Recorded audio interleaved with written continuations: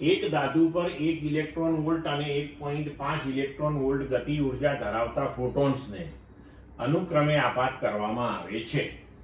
ધાતુનું work function 0.5 electron volt હોય તો આ ધાતુમાંથી ઉત્સર્જિત થતા ઇલેક્ટ્રોનની મહત્તમ ઝડપનો ગુણોત્તર ખાલી જગ્યા થશે.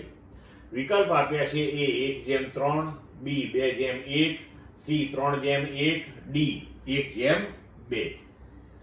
હવે જુઓ, ફોટોન્સની ગતિ ઉર્જાઓ અનુક્રમે તમને આપી છે 1 ઇલેક્ટ્રોન વોલ્ટ અને બીજા માટે 2.5 ઇલેક્ટ્રોન વોલ્ટ.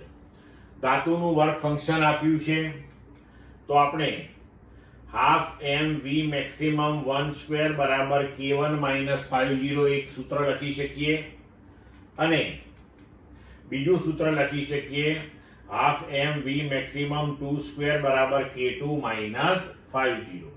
આપણે મહત્તમ ઝડપનો ગુણોત્તર શોધવાનો છે. હવે તો આપણે અહીંયા બંને સમીકરણ જે છે એની અંદર મૂલ્યો ગોઠવી અને પછી આપણે એનો ગુણોત્તર લઈએ તો હાફ એમ કેન્સલ થઈ જશે. તો v મેક્સિમમ 1/2 / v મેક્સિમમ 2/2 એના બરાબર થશે 0.5 ભાગ્યા 2 બરાબર 1/4.